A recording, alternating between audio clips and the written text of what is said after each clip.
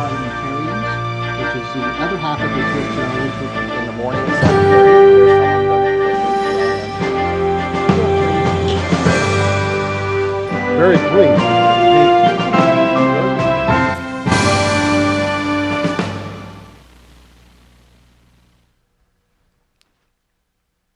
Good evening, everyone, and welcome to the Speakers and Leaders Hour. Tonight we are here to promote Toastmasters and help you learn a little bit more about what Toastmasters does and what Toastmasters can do for you. You might notice that we're missing one of our executive producers, Dave Wilkins. He is recovering from some surgery that will help make him better, we believe, physically, and he should be back soon. But in the meantime, we are carrying on, making sure that we do the very best we can in his absence.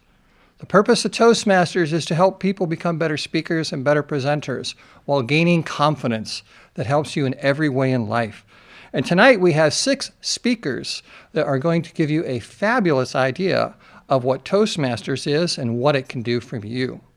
Our first speaker tonight is Peggy Ball. Peggy is a member of the American Red Cross Toastmasters Club and the Advanced Speakers and Leaders Club. She has achieved her Advanced Speaker Silver and Advanced Leader Bronze Award, and the title of her speech is Gratitude. Please join me in giving Peggy a warm welcome. Peggy.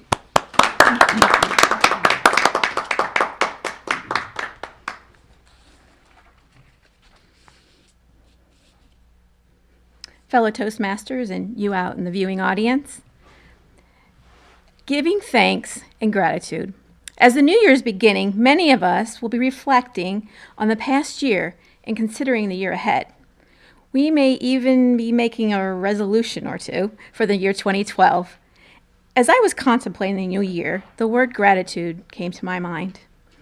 We're supposed to feel gratitude on Thanksgiving Day, and not merely for being stuffed with delicious turkey and cranberries and pies. On that day, we should feel grateful to be alive and to have a place in this strange and beautiful world. On other days, we're supposed to feel thankful if someone does us a favor or a fortune smiles on us, and for those who are religious, gratefulness before God is essential. And kids, when you get presents, you must send those thank you notes. But that's about it for gratitude, which has never really finished high on the list of attitudes men and women are taught to develop.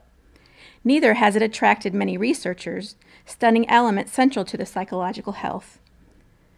What if that view is wrong? Suppose thankfulness was not only among our most important positive emotions, but one that links us directly to physical and mental well-being. Suppose it is in our own self-interest to feel gratitude, because it makes us better people. Surprisingly, that is what research is beginning to indicate. Consider what recent academic studies have shown. People who describe themselves as feeling grateful to others, and either to God or to creation in general, tend to have more optimism, suffer less stress, and experience fewer episodes of clinical depression than the population as a whole. These results even hold true when researchers factor out other things such as age, health, and income. Grateful people tend to be less materialistic than the population as a whole and suffer less anxiety about status or accumulation of possessions. Partly because of this, they are more likely to describe themselves as happy or satisfied in life. In an experimental comparison, people who kept gratitude journals on a weekly basis, which is just an exercise in writing down things that they're grateful for, they exercised more regularly, reported fewer physical symptoms, and felt better about their lives as a whole, and were more optimistic about the upcoming week as compared to those who recorded hassles or neutral life events. Grateful people are more spiritually aware and more likely to appreciate the interconnectedness of life, regardless of whether they belong to specific religions. Participants who kept gratitude lists were more likely to have made progress toward important personal goals, like your New Year's resolutions. And young adults who practice a daily gratitude intervention had higher levels of alertness, enthusiasm, and determination, attentiveness, and energy compared to the group that focused on hassles or think of how better off they were than others. If I have convinced you that gratitude is beneficial, you may be wondering about how you can show gratitude. Taking a few minutes to think of ways to show gratitude, or maybe even a simple online search can yield a myriad of ways to show gratitude. But in the meantime, may I offer just a few suggestions to get you moving in the right direction? You could write a gratitude letter. Maybe write a letter to a family member, a mentor, or other important person in your life whom you've never properly thanked. Keep a gratitude journal by keeping a list of things for which you're thankful. Anything from your children or your spouse to the beauty of the tree outside your window or the smell of freshly peeled citrus. Anything that you can think of that you're grateful for can be on the list. Or you could do something nice for someone or give a gift to someone special just for a special occasion or for no occasion at all. Another idea is gather old toys and clothes and donate them to a homeless or battered women's shelter or a thrift store. Giving away some of your things could make you feel much more grateful for the things that you do have. How about doing something unexpected for someone that you care about or love?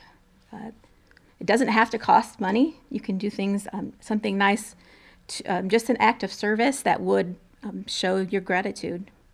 How about giving your time and something else that doesn't really cost anything? You could volunteer at a hospital. You can make dinner for somebody who's ill. You can work in a soup kitchen. Those are all ways to donate your resources that really don't cost you money, but can actually help you show your gratitude for others and cultivate gratitude in your own life for things that you already have. As 2012 gets into full swing, I challenge you to practice gratitude. It just may change your life.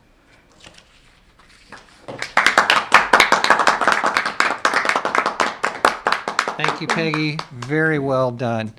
We should all learn to practice an attitude of gratitude because we have many things that happen to us and for us that we often just take for granted. Next up is a great speaker, Mr. Tom Haller. He is the Advanced Communicator Gold and Advanced Leader Silver level, soon to be a distinguished Toastmaster. He is a member of the Anthony Wayne and Advanced Speakers and Leaders Club, where he is the president at the Advanced Speakers and Leaders Club. He's been a Toastmaster since the mid-1980s, longer than most of us. And the title of his speech tonight is Finding New Members in Your Club. Please give a warm welcome to Mr. Tom Haller. Tom.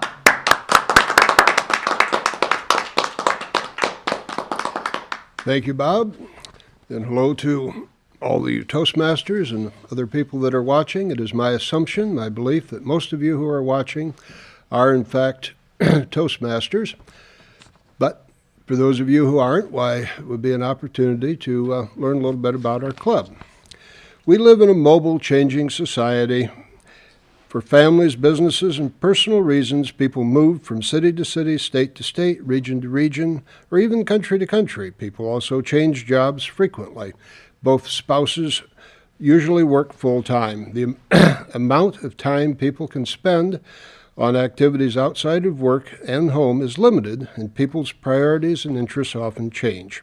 Of course, this affects our Toastmaster Club. Relocation, job changes, family and job responsibilities, and changing priorities and interests mean members leave the club. When too many members leave, the club has difficulty fulfilling its purpose to provide a positive, enjoyable, supportive environment in which we can develop communication and leadership skills. To balance this loss, we need a constant influx of new members.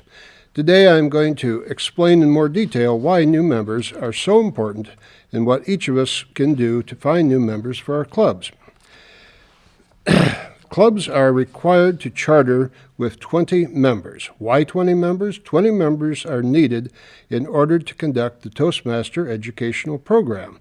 A 20-member minimum prevents members from being overburdened, even burned out, when with meetings and club responsibilities. When more people are involved in a club, the opportunities to share these responsibilities increase. Bringing in new members ensures that the club maintains this 20-member minimum. Now, I can assure you from personal experience, I've been in clubs that had as few as 3 people. It does become a bit much that way. On the other hand, you do get to give lots of speeches and advance rapidly through the manual. But we want to not have that happen. One problem with such a small number is usually the club ceases to exist shortly after they get so small. There are other reasons for constantly striving to bring in new members. New people have new ideas. New members provide the club with fresh ideas, different personalities, different perspectives, different talents. They provide other members with opportunities to grow socially and educationally. A larger pool of potential leaders. The more members we have, the better our selection of club officers and easier it is to recruit new members to serve as officers.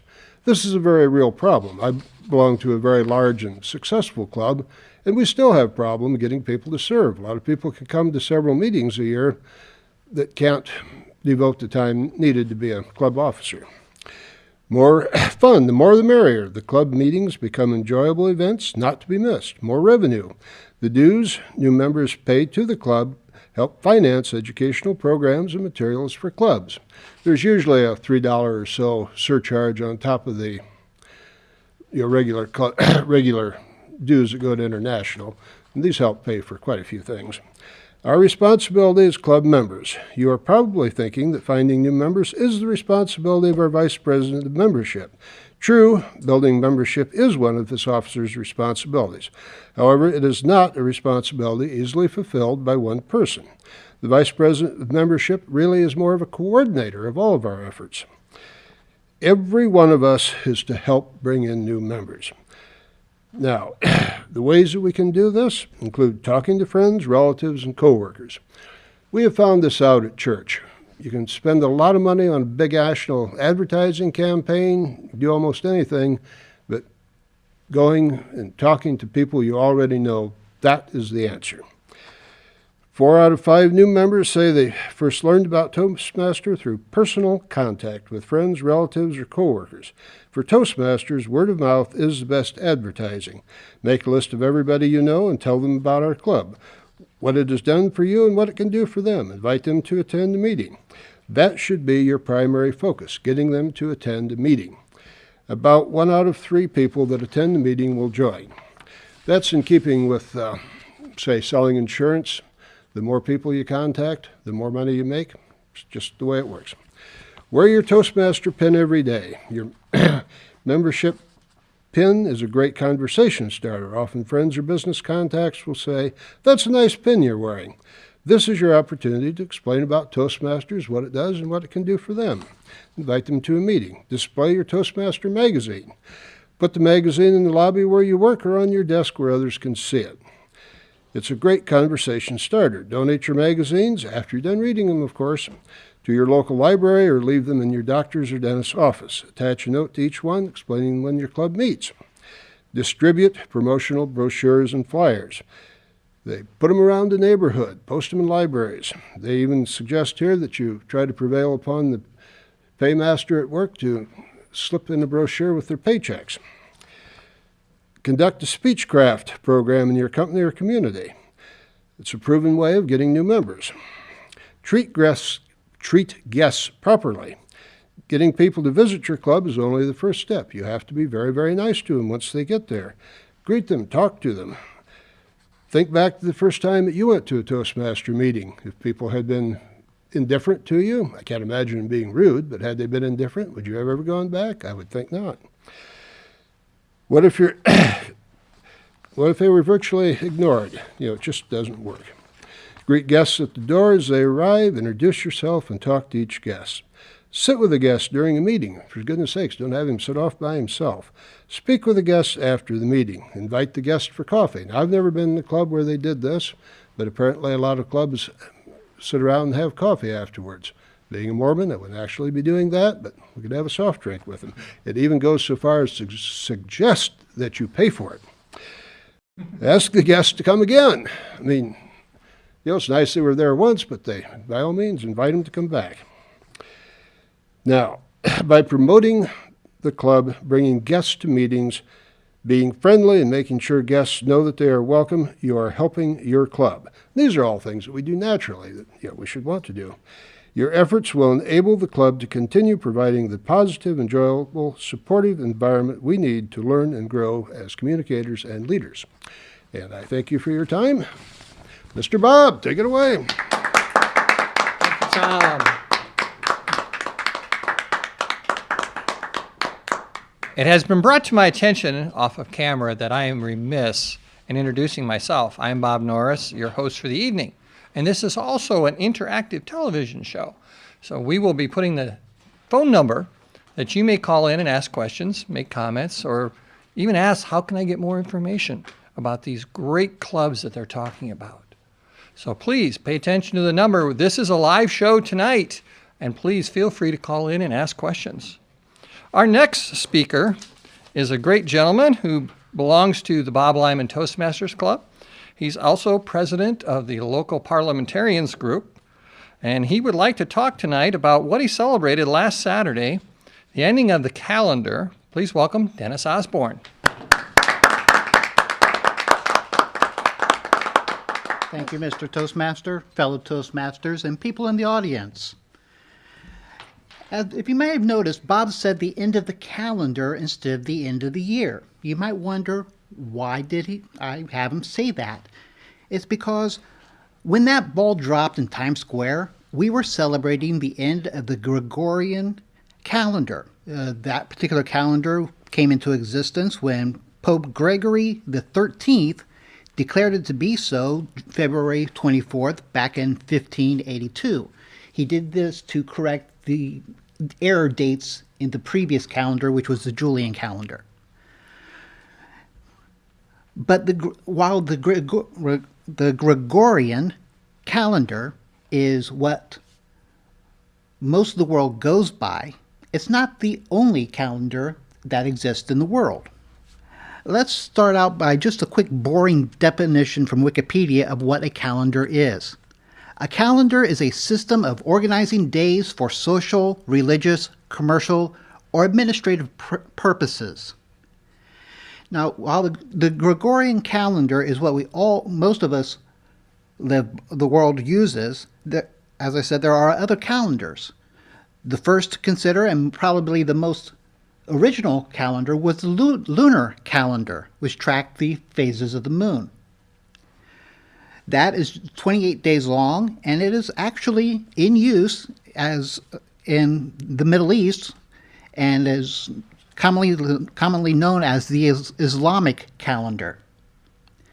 Another type of calendar is what we call the solar calendar, which tracks the setting of the rising of the sun on the vernal equinox, and that is an example of that is the Persian calendar. There are also calendars that combine both the lunar and solar cycles, such as the Hindu calendar or the Hebrew calendar. Now, there are other calendars who have absolutely nothing to do with the moon or the sun. Some of the examples of that are the Mayan calendar, the Chinese calendar, where we always hear about Chinese New Year's and celebrations they have. Ancient Egyptians set their calendar by the planet Venus, of all things. Very strange. While doing the research on the calendars, I came across a section about calendar reform. And this is what I would like to talk to you and the audience about tonight. Right now, the Gregorian calendar is very confusing. I can never remember how many days are in each month. I can never remember that little ditty about half September, whatever. Honestly, I can't. So to eliminate this here type of confusion of how many days in the month, people have proposed other calendars. The first calendar reform I would like to describe is called the World Calendar. And this was actually proposed in the UN, United Nations, back in the 1950s. And they pushed for adoption of this here world calendar. The world calendar would be taking the year and divide it into 4 quarters. Each quarter would have 91 days, which is equivalent to 13 weeks or 3 months. The first month of each quarter, that would be January, April, August, and October, would have 31 days. The next 2 months would each have 30 days. 31, 30, 30 equals the 91 days per calendar, per quarter. Now, if you add up those 491s, 4 quarters, you actually come up with only 364 days. Whoops, that's one too few. So they proposed having, after December 30th in this calendar, an extra day to celebrate the end of the year, called World Day. Now, the advantage of this here calendar is that each quarter, the first day of the quarter is a Sunday, and the last day of the quarter is a Saturday. So what they proposed is that Saturday, December 30th, would be followed by World's Day, followed by Sunday, January 1. Every 4 years, you'd have to stick in a leap day, and they proposed sticking that leap day between June 30th and July 1st. This here day would also fall outside of the weekly calendar. It would not be Saturday through Sunday. It would be something else. Another such calendar that had been proposed was the International Fixed Calendar. This would be a calendar of 13 months, each month with 28 days, or exactly 4 weeks. They would create a new month called Sol, S-O-L, that would be fit into the calendar between June and July. So it would be June, Sol, July. The advantage of this would be the first day of the month would always be a Sunday, and the last day of the month would always be a Saturday. Now, some of the advantages of these here two calendars is that it would always be easy to remember the number of days in the month. Also, it'd be easy to figure out what day the month starts on or ends on. Some of the disadvantages of this here type of calendar is for the International Fixed Calendar of 13 months, there would be 13 Friday the 13th. That would really disturb some superstitious people. Another objection to these here types of calendar is actually religious. Christians, Jewish, and Islamics. Because the Bible says God rested on the 7th day. But with these here intercalendar days that are not actually part of the week, it would be 8 days between the weeks, Sundays. And that really disturbed a lot of people. While these here two calendars I've described to you may sound silly on the face of it, it's actually not very much sillier than what we are currently using for our calendar, where our months are 31 days long, 29-day months, 29 days long, because this year's a leap year, 31, 30, 31, 30, 31. You would think 30 again, but nope, they switched it to 31.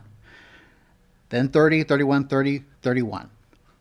So while we're used to our current Gregorian calendar, it's actually quite silly if you actually think about it. Mr. Toastmaster? Thank you, Dennis. Great job. Well, I think I would prefer to stay with the calendar we have right now. 13 Friday the 13th kind of scare me. I have enough bad luck as it is without tempting the faiths. So I think I'd like to stay where we are. We'll have one more speaker, then I think it's about time for them to slip in some PSAs. No PSAs tonight, so we will continue right on. Great. We will have our next speaker, who is Rosalee Harvy. She is a new member of Toastmasters, and she's studying to be a teacher at St. Francis. In her free time, she likes making art and reading. She enjoys photography, and she would like to become more involved in leadership and public speaking. Her title tonight, I don't have her title tonight, but we will welcome Rosalee and give her a very warm welcome.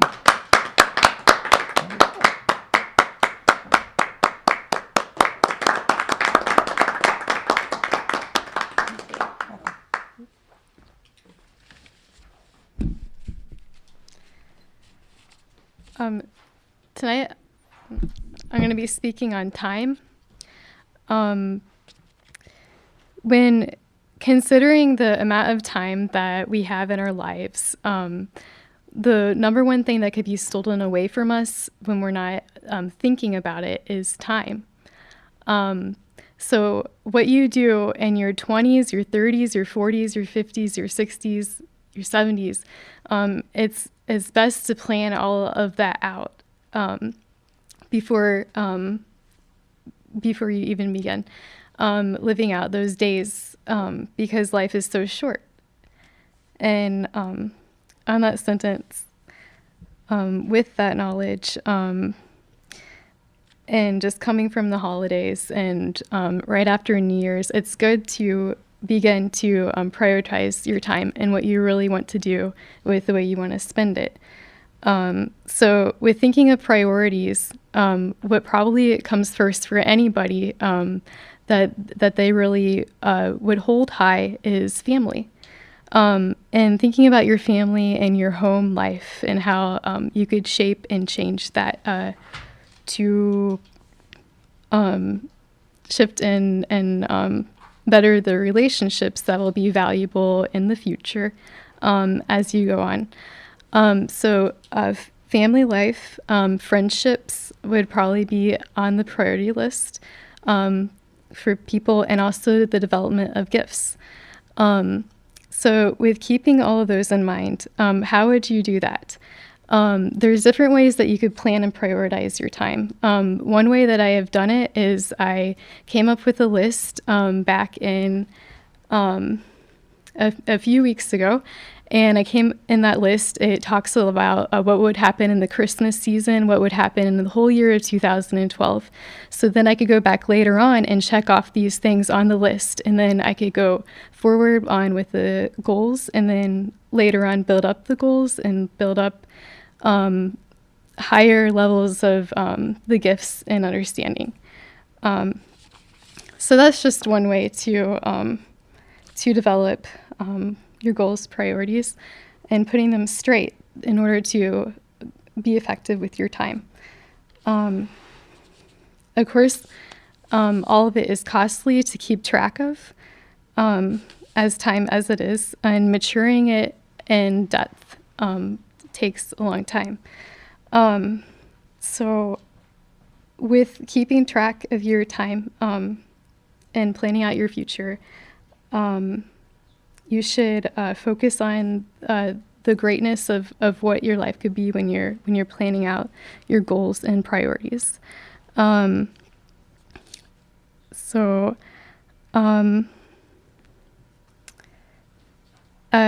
With this achievement, of course, what would be the main thing that would happen with our time is the result is unproductivity and incompleteness. And of course, fulfilling it would be the fullness of happiness. And once you achieve your small goals, you could go on and make new ones. And that's all I have.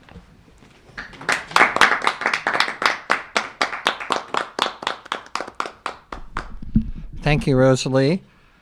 Rosalee is one of our newest speakers. Some of us up here have been speaking for a while, and some of us have had the opportunity to be on camera before. It's a lot different when you're standing in front of the camera because you don't know who's looking at you from home, and it's a lot different than just being in front of a group. And we'll take a moment. And one of the concepts I want to explain, part of what we do with Toastmasters, is we all have books that we speak from. Now, we don't speak from the books. What we do is we have different projects in the books, and we go through them and we pick out one that might be something like organizing your ideas, where we're given a challenge, following a certain pattern, a certain procedure. The Toastmasters allows us, the individual speaker, to actually put the material we want into the book. So we might want to talk about when we were children, or an ice skating party. Or one of the most popular speeches we do is called the icebreaker, which is where we do the first speech and we learn to break the ice by getting our feet wet. So this is something different that we do. We just don't get up and talk. And you'll also notice that the people are around when someone's speaking, they're writing and making notes. This is called evaluation. Toastmasters evaluates versus critiques. And you might say, what's the difference? Critique is short for criticism, and no one really likes criticism.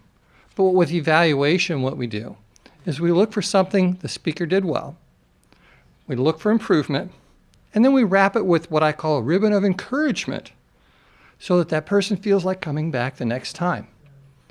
When you're encouraged to come up and speak again, when you're given a good job instead of, wow, that wasn't very good, you'll want to come back. You'll want to speak. You want to become more confident, and you want to learn. Our next speaker is an accomplished speaker, and as soon as I find his introduction here, actually, our next speaker is Patricia Knaebe, who is also a very accomplished speaker, and she will be presenting her 7th speech from the Competent Communicator Manual. Her goal is to inspire her audience with a speech entitled Toastmasters 2012, Go For It. Patricia.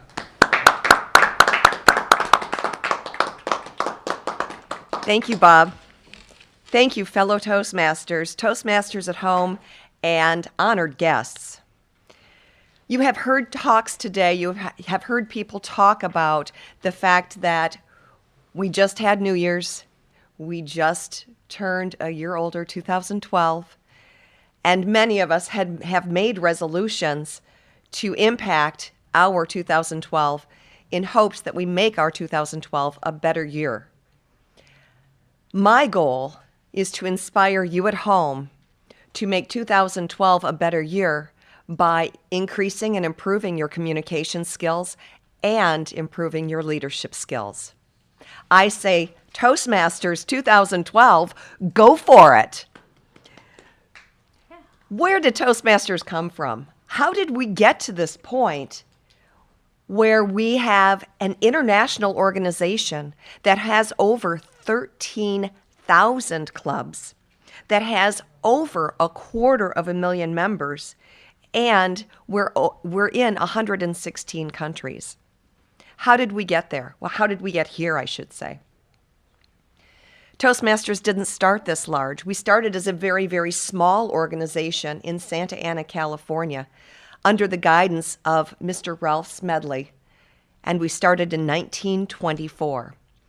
Now, Mr. Smedly was a college graduate, and he was hired to be a director at a YMCA in Santa Ana, California.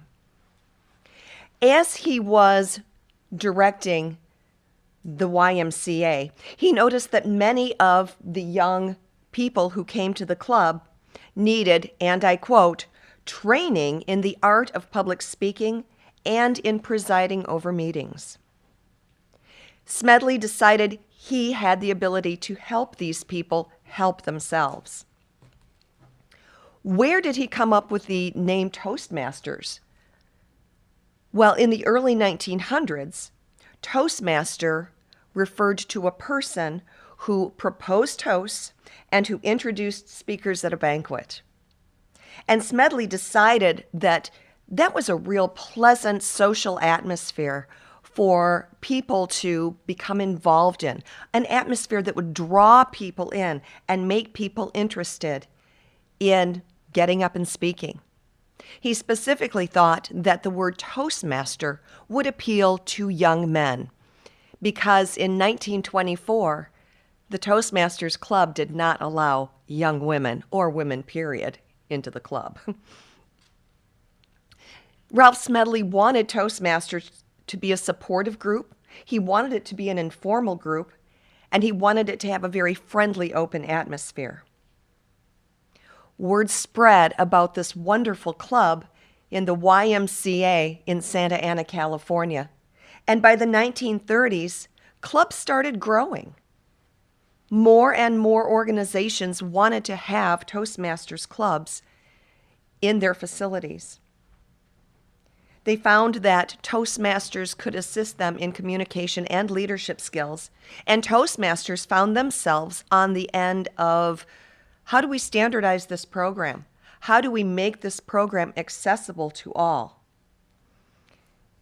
They started working on the bits and pieces of that puzzle that have now turned into a twofold leadership track that Toastmasters has, the communication track and the leadership track.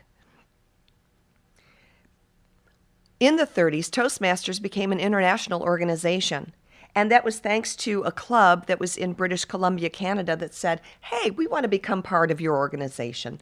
How about letting us in too? And so Ralph Smedly and the rest of the organization allowed them to join in. The training for Toastmasters started as a 15-project manual, which was called Basic Training for Toastmasters. It was developed by Ralph Smedly, and it included materials to assist members in developing skills in listening, giving feedback, decision-making, delegating, and mentoring. We still have those tools in Toastmasters to assist us with helping not only ourselves, but fellow members in the club evolve into the speakers and the leaders that they want to be. There are some landmarks that have occurred in Toastmasters International throughout the years, and I don't have the time today to mention all of them to you. I am going to mention a few, however. In August 1973, women were finally allowed to join Toastmasters, and I'm very glad for that. In 1988, the first Toastmasters Club was developed in the USSR. Fast forwarding to August of 2011, Toastmasters realized they needed to join the 21st century as far as their branding goes, and there was a very large focus to rebrand Toastmasters, and that brand refresh or that rebranding was introduced at the International Convention in Las Vegas in August of 2011. I would like to close by asking you, what are your goals for 2012? Do those goals include better communication, better leadership skills, being able to mentor somebody, being able to improve your listening skills? If you have those as goals for 2012, I urge you, join a Toastmasters club. Go with a friend. Find somebody who is already a member of a club and invite yourself along for the ride. Toastmasters is the path to get you to better communication and better leadership skills. Mr. Bob Norris. Thank you, Patricia. A great speech with some great history on Toastmasters. I've heard Toastmasters talked about many times, and I think that was the best summary that I've ever heard put together for one. Now we have another accomplished speaker who joins us from the Anthony Wayne Toastmasters Club. His name is Leon Kowalenko, and tonight he will be telling us about has an Advanced Communicator Gold rank, and he will present a short overview of the 10 projects and the focus or objective of each project. Please welcome Leon. Thank you, Mr. Toastmaster.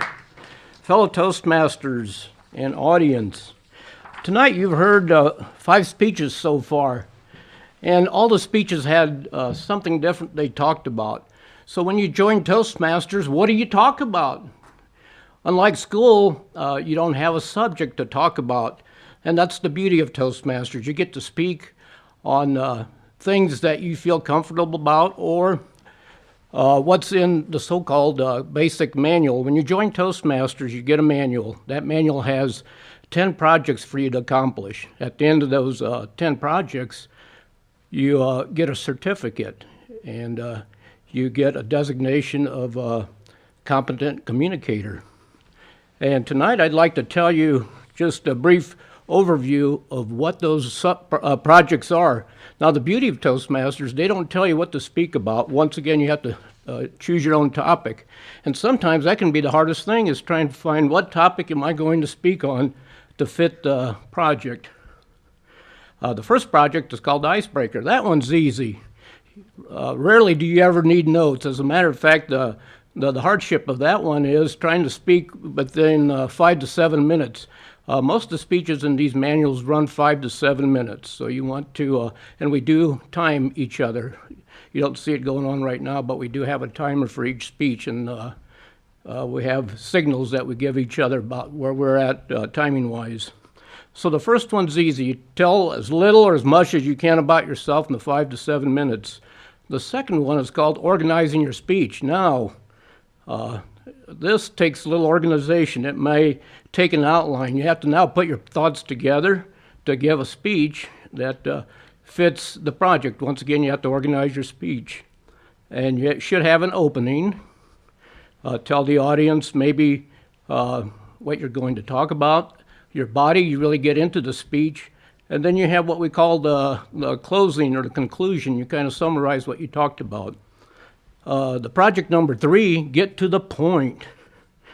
You have to have a purpose for this. You have to have a purpose.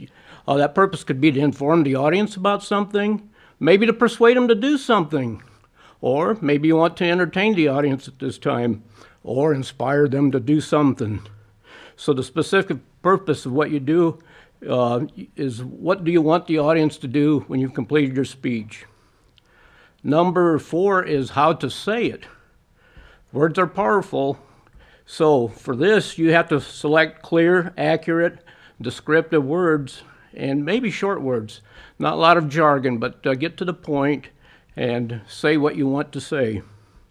Number 5, this one you can have fun with. Your body speaks. This a chance to do some gesturing. You notice up here, most of us look pretty stiff. We've got a lectern here in front of us. We don't have a chance to move around too much. The camera's focused on us, so we can't do too much as far as movement, but we can move our hands, we can move our bodies. We can do different things with our bodies to convey a message. So project number 5, use something that allows your body to speak to the audience. Number 6, vocal variety. Your voice has a major effect on your presentation. You want to speak in a pleasant voice, a natural voice. You want to be forceful sometimes, be expressive. You want to be easily heard. Depends on your club. Some clubs meet in big rooms and you have to speak loud. Sometimes they're competing with air conditioning or ducts in the room, or maybe there's a room next door. So sometimes you have to speak louder than you're comfortable with, but you have to adjust to your setting. So you can use volume, pitch. How fast can you talk, or how slow do you want to go? So you can practice rate and pause. Sometimes, especially if you give a joke and you want the people to get the punchline, you might pause. Give the people a chance to think about it and laugh. Number 7, research your topic. This is where you really want to do some research, and I'd say most of the speeches you heard tonight, there has been some research done on them. You've heard some historical things. We talked about the calendar. We've talked about Toastmasters through the years, how it started as a men's club, went to a women's club. We talked about attracting new members. So that took some research on how to get the information and present it. And we use statistics. You can use testimony, stories, examples, and you can use visual aids. And speaking of visual aids, number 8 is get comfortable with visual aids.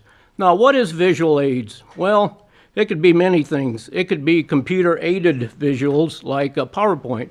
If your company or where you meet is fortunate to have projectors, you can use what's called PowerPoint with your presence.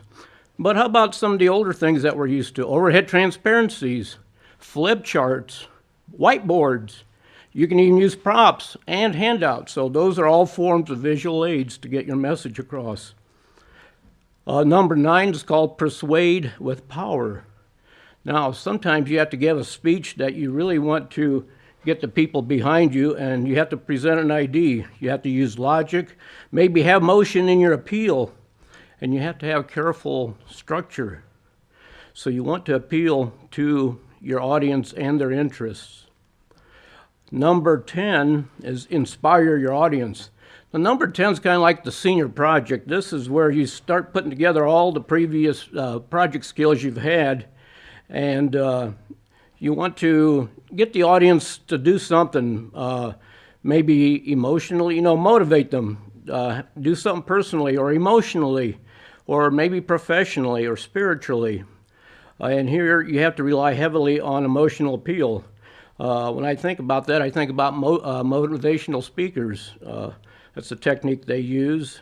And maybe you have a special cause, and maybe this would be your chance then to express your cause and see if you can get people to go along with your ideas. So, like I said, after you go through these 10 different projects, you are then done with the Competent Communicator Manual, or what's called the Basic Manual. After that, there's 15 other specialty manuals that Toastmasters offers. So it's different than a school. Like when you go through your book or you finish the semester, you're done with Toastmasters. Many people go for years because you have a built-in audience, and there's just so much to speak about that it could really never end. It gives you a chance to really be comfortable speaking, and especially in front of other people. And with that, I'll return control to our Toastmaster, Bob. Thank you, Leon. Some excellent points about how Toastmasters can help each and every one of us. One of the key points is it can help all of us gain confidence. Because like riding a bike or doing anything else, the more we do it, the easier it becomes for us. Standing up here, even though I've been here a few times, there's still some of the butterflies because the camera's there. Even when we stand in front of other groups, sometimes there's butterflies. And it's okay to have butterflies because being a part of Toastmasters helps us to get those butterflies to fly in formation. Now we have some recorded material that will give you a little more in-depth information about Toastmasters.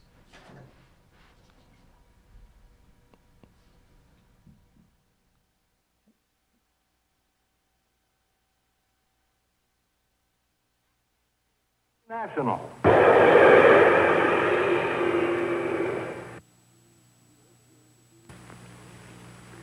Toastmasters grew out of an effort to meet the needs of a group of men in Bloomington, Illinois, more than half a century ago.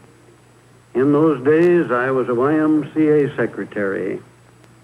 Many of the men with whom I was associated in that work needed help in talking and in meeting other people. They had ideas, but they did not know how to express them. However, they did not want a formal class in public speaking, and when I suggested a club in which they could learn to talk by talking, they welcomed the idea. I believed in the sound pedagogical principles of learning by doing and improving through helpful suggestions, or constructive criticism, as I preferred to call it. Businessmen, professional men, laboring men, men of a variety of occupations came into the club, and they were surprised by the results which they achieved through following our simple process of practice and criticism. We were strictly an educational group. We avoided the atmosphere of the classroom, and we learned in moments of enjoyment. As men in other communities heard of our plan, they desired the same training for themselves. It is gratifying, as I look back over our development through the years, to know that the growth has been the result of the desire of men to improve themselves in speech and in communication with other people. Yes, many thousands of men throughout the free world have profited by Toastmasters training and have been led into more productive living, more satisfactory living by this means. I hope to see many thousands more given the advantage of this training in the years to come.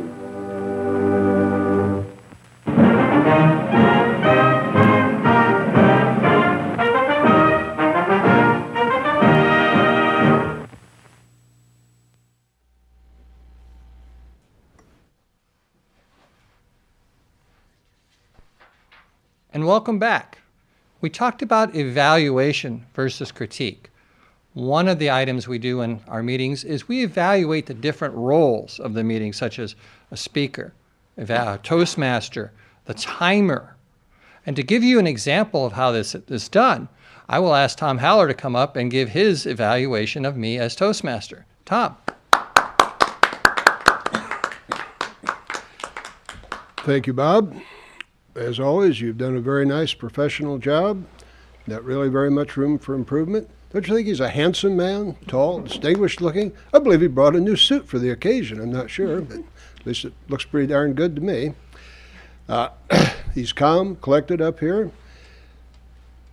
As a suggestion for improvement, and believe me, we are all winging this in Dave's absence, and we miss him, and we'd be anxious for him to come back and lend that professional touch that is missing.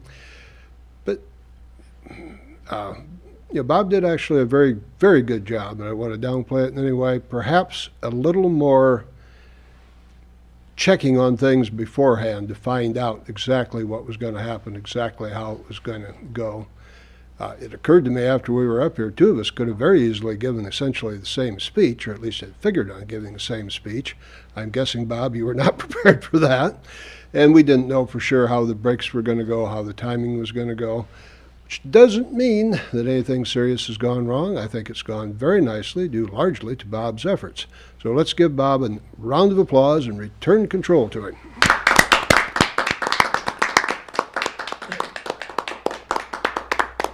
Thank you, Tom. Well, I could say that no, I actually had it planned all that way, but I won't. One of the things we are as Toastmasters, though, is flexible. We don't know many times what the other speakers are going to speak about.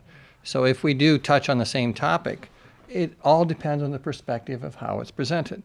And with evaluation, each of us as Toastmasters, we always have room for improvement, always. No matter how long we've done it, I think all of us can find ways to become better. We have a few minutes left, and I would like to take the first couple minutes to recognize and give thanks to the camera crew and our technical director. I'd like to thank our technical director, Otto Bouchet. I'd like to thank our camera crew, Paul Brandt, Bob and Patty Hunter, and all the great folks in the audience. For you are the ones that make this show possible by tuning in. Please remember, if you have any questions, feel free to call us.